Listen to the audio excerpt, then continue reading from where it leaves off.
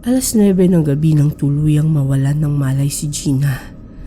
Ang huli niyang naaalala ay ang malamig na sahig ng kanyang apartment, ang mga lumang tiles na puno ng gasgas, ang amoy ng kulob na hindi niya matanggal kahit anong linis niya, at ang walang humpay na pagtunog ng kanyang cellphone sa ibabaw ng maliit na mesang plastik. 6 na beses siyang tinawagan ng kanyang amo bago tuluyang sumuko ang telepono. Hindi na siya makasagot. Hindi na niya maigalaw ang kanyang mga daliri, ang kanyang mga kamay na tila ba nilagyan ng tingga, at ang kanyang mga binti na parang mga kahoy na hindi na maangat. Nakaratay siya roon ng halos 12 oras bago may nakapansin. Si Aling Mila, ang landlady na nasa baba ng kanyang unit. Ito ang unang nakalanghap ng kakaibang amoy. Sa simula ay inakala niyang may naiwang basura o kaya may patay na daga sa kisame. Subalit sa bawat oras na lumilipas, lumalakas ang amoy. Isang matamis at mapaklang bango na hindi niya maipaliwanag. Parang bulok na karne na hinaluan ng pabango. Parang may nabubulok na isda sa ilalim ng mainit na araw, ngunit may halong artificial na tamis na nakasusuka. May kakaiba talaga sa taas. Bulong ni Aling Mila sa kanyang asawa ng gabing iyon. Si Gina, hindi ko na siya nakikita lumalabas 3 araw na. Hindi naman pala absent sa trabaho yung batang yon. Kinabukasan, napilitan silang tumawag sa barangay. Dumating ang mga tanod bandang 12:00 ng tanghali. Ang araw ay matindi at ang init ay tila lalong nagpalala ng amoy na kumakalat na sa buong hagdanan. Nang itulak nila ang pinto ng unit ni Gina, hindi naman nakalak. Isang bagay na labis na ikinagulat nila. Ang bumungad sa kanila ay isang eksenang hindi nila inaasahan. Hubad ang maliit na higaan. Walang gamit na nagkakalat. Walang baso o plato. Walang anumang tanda ng normal na pamumuhay. Sa gitna ng silid ay nakahandusay si Gina. At ang kanyang katawan ay tila lantang bulaklak. Masyadong payat, maputla. Ang kanyang balat ay parang papel de hapon na halos transparent na. Ngunit ang kanyang tiyan, ang tiyan ni Gina ay namamaga. Hindi ito normal na pamamaga. Ito ay parang may malaking bukol sa ilalim ng kanyang balat na tila ba may isang bagay na gumagalaw sa loob nun. Ay, Diyos ko! Bulalas ni Aling Mila habang tinatakpan ng kanyang ilong. Ano bang nangyari sa'yo, anak? Huminga pa si Gina. Bahagya. Halos hindi na marinig. Ang kanyang mga mata ay bahagyang nakadilat, ngunit tila walang nakikita. Yung mga labi niya, basag at maputi. Sa ilalim ng kanyang kuko ay may bakas ng dugo. Parang may sinubukan siyang kamkamin o saktan. Dinala siya kaagad sa pinakamalapit na health center. Subalit bago pa man sila makarating, huminto ang paghinga ni Gina. Sinubukan siyang buhayin ng mga emergency responders, ngunit wala na. Wala na si Gina. Ngunit ang misteryo na tunay ay hindi natapos sa kanyang pagkamatay.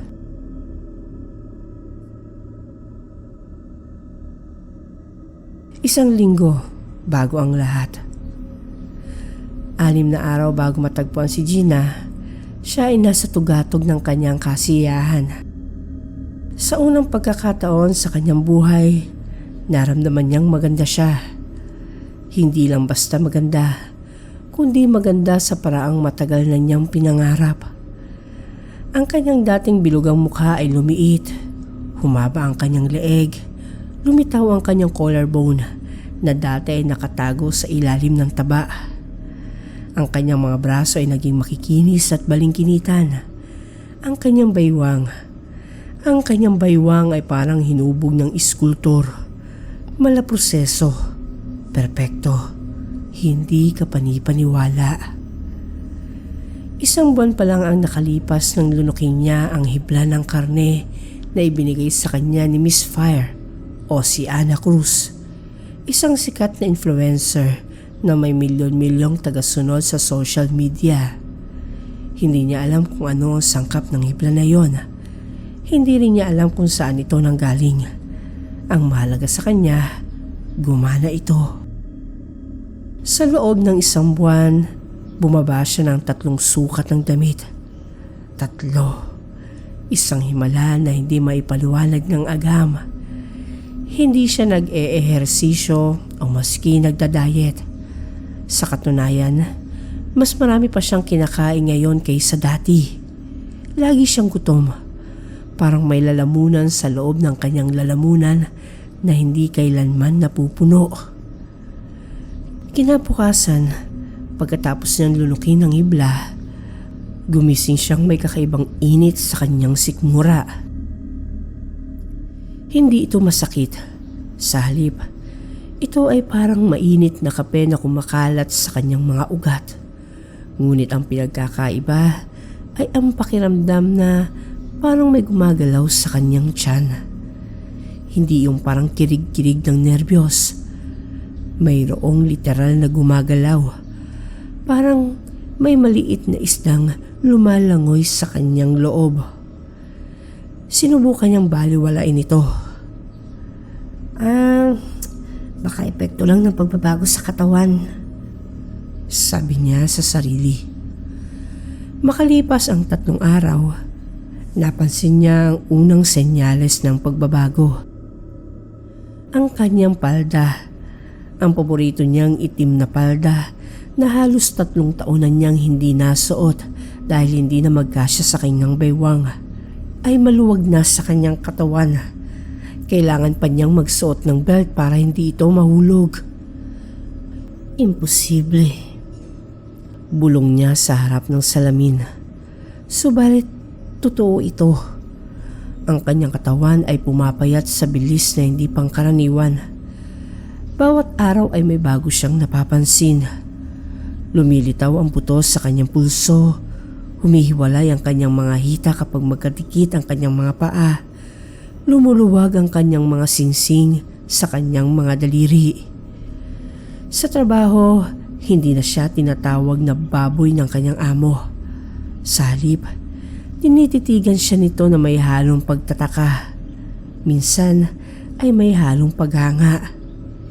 Gina, parang iba ka yata ngayon. Gumanda ka sabi ng amo niya isang araw. Sa unang pagkakataon, ngumiti si Gina ng totoo. Ngunit ang pagpayat ay hindi lang ang pagbabago. Napansin ni Gina na iba na rin ang kanyang gana sa pagkain. Hindi lang siya laging gutom. Siya ay laging nananabik sa karne. Hindi basta karne, kung hindi hilaw na karne. Isang araw, habang nasa grocery siya para mamili ng pangsahog sa kanyang nilulutong hapunan, natagpuan niya ang kanyang sarili na nakatitig sa meat section ng mahigit 10 minuto. Ang mga pulang karne, ang mga manok na nakabalot sa plastik, ang mga hiwa ng baboy, lahat sila ay tila kumikinang sa kanyang mga mata. Bumili siya ng 1 kilong karne ng baka, 1 buong manok, at kalahating kilong atay ng baboy. Nang gabing iyon, niluto niya ang lahat. Hindi siya makontento. Kumain siya ng kumain hanggang ang kanyang tiyan ay sumasakit na. Ngunit kahit ganoon, hindi siya natigil. Para bang may puwersang nagtutulak sa kanya na punuin ang sarili, nalunukin ang bawat subo, nalasapin ang bawat hibla ng karne na pumapasok sa kanyang bibig. Pagkatapos ng hapunan na iyon, tinignan niya ang sarili sa salamin. Inaasahan niyang makakita ng namamagang tiyan o ng pamumula ng kanyang mukha. Ngunit wala. Ang kanyang tiyan ay flat pa rin. Ang katawan niya ay tila hinigop ang lahat ng kinakain niya na parang isang black hole. Ang saya pala. Pwede palang kumain ng walang takot. Sabi niya na tumatawa sa sarili. Subalit may kakaiba sa kanyang ngiti. May kakaiba sa kanyang mga mata. Isang kislap na hindi niya nakikita. Sa loob ng 2 linggo, si Gina ay naging ibang tao. Hindi lang sa anyo, kung hindi sa kanyang pag-uugali. Dati ay mahiyain siya, mailap, lagi nakayuko kapag naglalakad. Ngayon, matapang na siya. Naging mapagmataas na rin. Lagi naman siyang nakangiti. Ngunit ang ngiting iyon ay may kakaibang tint ng panlilibak at ng panghuhusga. Napansin ito ng kanyang mga kaibigan. Si Aya, ang kanyang pinakamalapit na katrabaho, ang unang nagsalita. "Gina, okay ka lang ba? Hindi sa naninita ako ha, pero parang iba ka lately. Dati hindi ka naman ganyan. Hindi naman ganyan yung tingin mo sa ibang mga tao." Tanong ni Aya isang araw habang nagbe-break sila. Tinignan siya ni Gina na parang isang insekto. Anong ibig mo sabihin? Ewan ko. Para kasing ang sungit mo na. Tapos, yung mga sinasabi mo tungkol sa mga matataba na customer. Alam ko naman na joke lang yun eh. Pero ano kasi, hindi naman nakakatawa. Pag-amin ni Aya. Ngumisi si Gina. Totoo naman kasi. Kung gusto nilang pumayat, mag-diet sila. Hindi yung puro reklamo. Hindi sumagot si Aya. May kung anong nagbago sa boses ni Gina. Isang lamig na hindi niya naririnig dati. Subalit ang higit na ikinabahala ni Aya ay ang pisikal na anyo ni Gina. Oo, pumayat siya. Sobrang payat. Sa isang buwan, si Gina ay naging mas payat kaysa sa karaniwang model. Ang kanyang mga pisngi ay lumubog, ang kanyang mga mata ay lumalim sa kanyang muka, at ang kanyang mga buto-buto ay kita na sa kanyang dibdib kahit siya ay nakadamit. "Nagda-diet ka ba?" Tanong ni Aya muli. Hindi. Kumakain nga ako ng marami. 3 beses sa isang araw. Minsan 4. Sagot ni Gina. Bakit ang payat mo na? Hindi sumagot si Gina. Ngumiti lamang siya. Ngunit ang ngiting iyon ay hindi umabot sa kanyang mga mata. Makalipas ang 3 linggo, hindi na maitago ni Gina ang kanyang kalagayan. Siya ay pumayat ng husto. Ang kanyang timbang ay bumaba mula sa 65 kilo hanggang 42 kilo. Isang pagbaba na hindi normal sa loob ng 1 buwan lamang.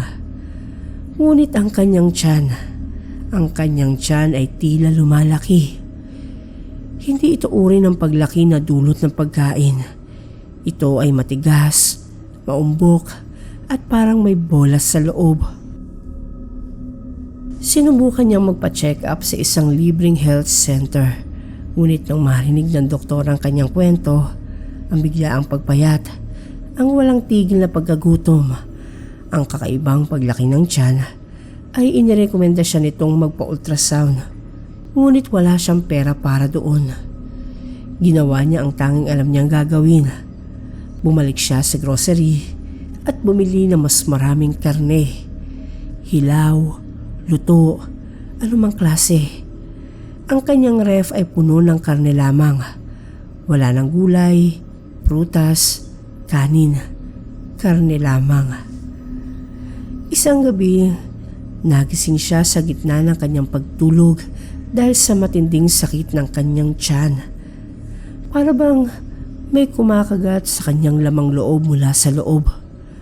Bumangon siyang pinagpapawisan, nanginginig at mabilis na tumakbo sa banyo. Nagsuka siya, ngunit ang kanyang isinuka ay hindi pagkain. Ito ay isang maitim na likido na may halong maliliit na piraso ng tila karne. Ngunit hindi normal na karne. Ang mga pirasong iyon ay gumagalaw. Mabilis niyang pinihit ang flash, ngunit malinaw niyang nakita ang lahat. May mga hibla ng kumikislot sa tubig bago tuluyang mawala sa inidoro. Hindi na siya nakatulog ng gabing iyon.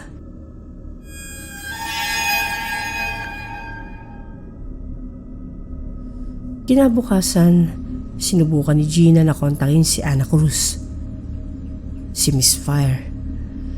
Nagpunta siya sa kanyang Instagram account, sa Facebook, sa TikTok. Lahat ng kanyang post ay binuksan niya. Lahat ng kanyang videos ay pinanood niyang muli. Ngunit may kakaiba. Ang huling post ni Miss Fire ay mahigit 2 buwan na ang nakararaan. Parehong araw kung kailan sila nagkakilala sa grocery. Imposible. Bulong ni Gina. Ang active niya dati. Araw-araw may post. Sinubukan niya mag-iwan ng mensahe, ng komento o ng email. Ngunit wala. Walang tugon. Parang naglaho na lamang sa hangin si Miss Fire. Tanging ang kanyang mga lumang video na lang ang natira, kung saan makikita siyang kumakain ng kumakain. Lumalamon ng lumalamon, ngunit nananatiling payat at maganda. Libo-libong komento ng sana all ang bumabati sa bawat video.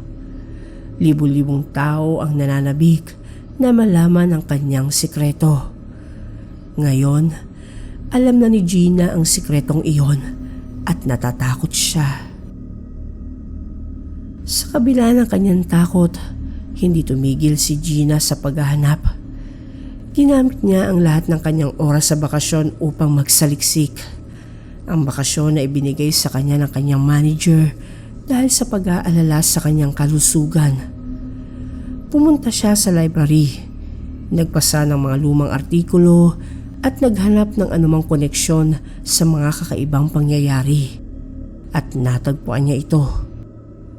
Sa isang lumang pahayagan mula sa 5 taon na ang nakararaan, may isang maikling balita tungkol sa isang dalagang natagpuang patay sa kanyang apartment sa kabilang lungsod. Ang pagkamatay ay naiulat bilang natural causes dahil sa matinding malnutrisyon. Ngunit may mga detalye sa maliliit na letra na pumukaw sa atensyon ni Gina. Ang dalaga ay dating mataba, biglang pumayat sa loob ng 1 buwan. Bago siya mamatay, siya ay laging gutom. Kumain ng kumain, ngunit patuloy na pumapayat. Ang kanyang tiyan ay namamaga at higit sa lahat, may nakitang hindi pangkaraniwang organismo sa kanyang bituka ayon sa otopsiya. Ngunit nawala ang mga sample bago pa man makumpleto ang investigasyon. Ang pangalan ng dalaga ay hindi binanggit, ngunit ang kanyang larawan na kahit maliit, malabo at itim at puti ay may pagkakahawig kay Miss Fire. Ano ba itong nilunok ko? Bulong ni Gina. Ang kanyang mga kamay ay nanginginig.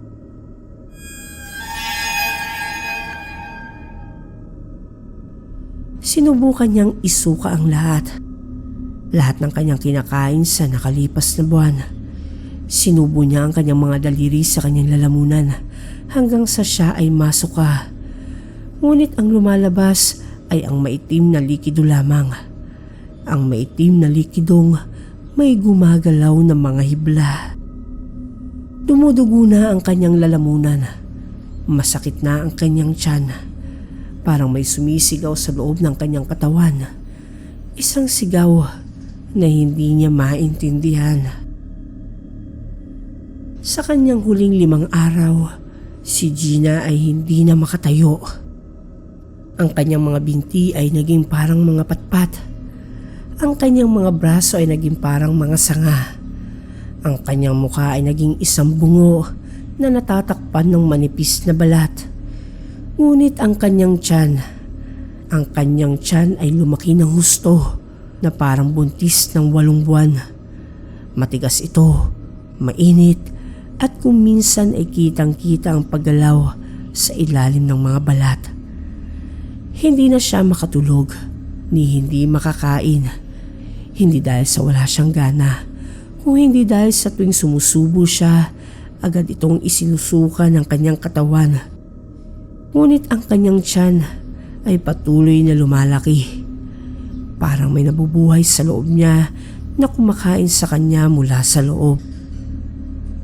Noong gabi ng kanyang huling hininga, nagkaroon siya ng malinaw na sandali ng kaliwanagan. Naalala niya ang kanyang pagkabata, ang kanyang ina na nagluluto ng kanyang paboritong adobo tuwing sasapit ang kanyang kaarawan. Ang kanyang ama naman ay tinatawag siyang prinsesa kahit na siya ay bilugan. Ang kanyang mga pangarap na hindi lang tungkol sa pagiging maganda at sexy, kung hindi tungkol sa pagiging masaya, sa pagiging mahal, sa pagiging tanggap. Hindi ko kailanman kailangan to. Sabi niya sa sarili. Ang kanyang boses ay hindi na halos marinig. Ngunit huli na ang lahat. Sa huling pagkakataon, tinignan niya ang kanyang cellphone. Ang screen ay puno ng mga notification. Mga mensahe mula sa mga lalaking dati ay hindi siya pinapansin. Mga komento mula sa mga taong dati ay tinatawag siyang baboy. Lahat sila ay nagsasabi kung gaano siya kaganda, kasexy, at kung paano siya naging inspirasyon. Hindi niya alam kung tatawa ba siya o iiyak. Pinili niyang ipikit ang kanyang mga mata at walang ngumingiting anino ang sumalubong sa kanya sa kabilang buhay. Pagbalik natin sa eksena kung saan natagpuan si Gina, hindi pa doon nagtatapos ang kwento. Matapos ideklara ng mga emergency responder na wala na si Gina, ang kanyang katawan ay dinala sa isang maliit na funeral parlor na malapit sa kanilang barangay. Dapat ay kukunan ito ng autopsiya dahil sa kakaibang kalagayan ng kanyang pagkamatay. Ngunit may isang bagay na hindi inaasahang nangyari. Isang itim na van ang dumating sa funeral parlor bandang 3:00 ng madaling araw. 5 lalaki na nakaitim na overall, guantes, mask at cap ang bumaba. Hindi sila nagpakilala. Hindi sila nagtanong ng pahintulot. Diretso silang pumasok sa morgue na para bang alam nila kung saan pupunta at kung ano ang gagawin. Ang may-ari ng funeral parlor ay nagulat. Ngunit lalong nagulat siya nang may isang babae na bumaba mula sa van. Maganda ito, may tindig at kumpiyansa. Siya ay nakasuot ng mamahaling damit at may dalang isang itim na pitaka. Sa kanyang likuran ay may 2 lalaki na may dalang isang stainless steel na lalagyan. Good evening. Ako po si Ana Cruz. Nais ko pong kunin ang katawan ng aking kaibigan. Sabi ng babae. Ang kanyang boses ay matamis at profesional. Sinubukan ng may-ari ng funeral parlor na tumutol. Ngunit tumaas lamang ang kilay ni Ana at naglabas ng isang sobre mula sa kanyang pitaka. Isang makapal na sobre. Napakakapal na halos hindi na magkasya sa kanyang pitaka. Ito para sa bagong kotse ng anak mo. Sabi ni Ana. Hindi na nagsalita pa ang may-ari ng funeral parlor. Dinala ng mga lalaki ang katawan ni Gina sa van. Walang tanong o anong sabi-sabi. Walang anumang dokumentong pinirmahan. Sa loob lamang na 5 minuto, nawala na ang itim na van na parang bula. Dinala nila si Gina sa isang lugar na walang pangalan. Isang gusali sa labas ng lungsod. Isang lumang bodega na ginawang laboratorio. Sa loob ay may mga stainless steel table, mga surgical instruments, mga industrial freezer at mga maliliit na plastic na pakete na nakasalansan sa mga istante.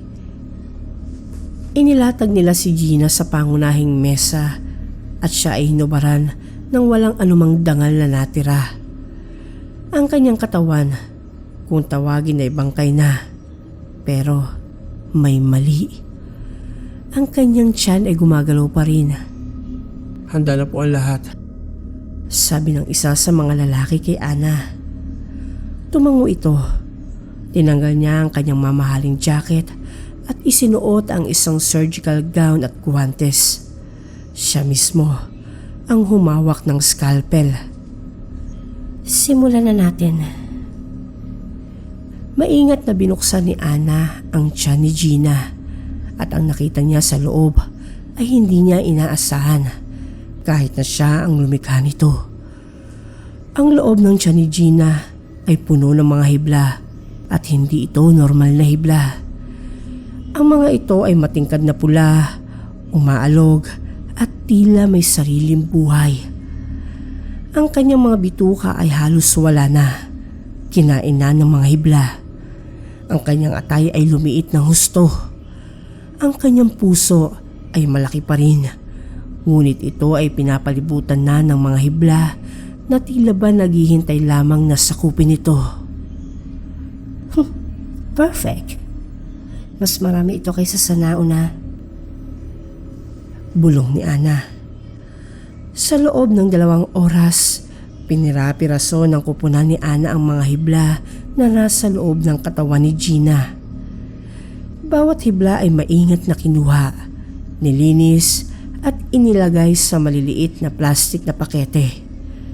Ang bawat pakete ay may tatak, Miracle Diet Meat. Isang maliit na label na may larawan ng isang babaeng sexy at maganda. Hindi na nila ibinalik ang katawan ni Gina sa pamilya nito. Wala nang burol o maskilibing. Wala nang kahit anong seremonya. Si Gina ay naging produkto. Siya ay naging paninda. Sa 1 linggo, ang Miracle Diet Meat ay ibinebenta na sa black market sa halagang 100,000 piso kada pakete. Isang maliit na plastic na malamang hibla ng karne na may pangakong kahit anong kainin mo, hindi ka tataba kahit kailan.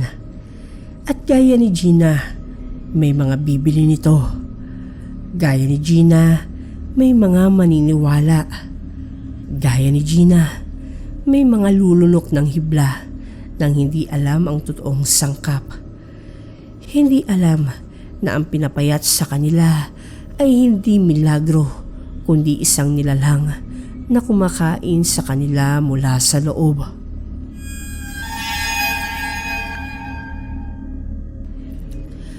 Makalipas ang 1 buwan, dumalo si Ana Cruz sa isang eksklusibong party sa isang mamahaling resort sa Tagaytay.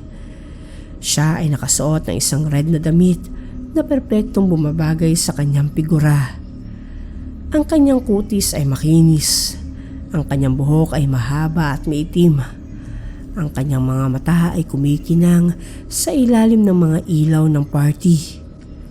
Ang mga tao sa paligid niya ay hindi makapaniwala. Ito ang babaeng kumakain ng napakarami sa kanyang mga video, ngunit hindi tumataba kahit 1 gramo. "Miss Fire!" Sigaw ng isang tagahanga. "Paano niyo po ginagawa yan? Ano pong sikreto niyo?" Ngumiti si Ana. May kakaiba sa kanyang ngiti. Isang ngiti ng isang taong may alam na hindi alam ng iba. Isang ngiti ng isang taong handang magbenta ng anuman maski ng kaluluwa ng iba para lamang mapanatili ang kanyang kagandahan. Binuksan ni Ana ang kanyang pitaka. Sa loob ay may ilang maliliit na plastic na pakete. Ang kanyang paninda, ang kanyang sikreto, at ang kanyang kayamanan. "Gusto mo bang malaman ang aking sikreto?" Tanong ni Ana sa tagahanga. Tumango ang dalaga. Ang kanyang mga mata ay puno ng paghanga at pagnanasa. Magkape tayo. May ibibigay ako sa'yo. Sabi ni Ana. At sa likuran ng party, sa dilim ng gabi, ipinagpatuloy ni Ana ang kanyang negosyo. Isang negosyong nakabatay sa inggit, sa kawalan ng kumpiyansa sa sarili, sa takot na hindi tanggapin ng lipunan. Isang negosyong nakabatay sa laman ni Gina. At ngayon, habang pinapakinggan mo ang kwentong ito, may isang babae sa isang lugar na tumitingin sa salamin at kinamumuhian ang kanyang nakikita. May isang babae na handang gawin ang lahat para lang magbago. May isang babae na malapit nang makakita ng isang video ni Miss Fire. Isang video kung saan siya ay kumakain ng kumakain, ngunit nananatiling perpekto ang kanyang katawan. At sa ilalim ng video na iyon, sa comment section, may magtatanong ulit, Miss Fire, paano niyo po ginagawa yan? Ano pong sikreto niyo? At may sasagot, DM me, may ibibigay ako sa iyo.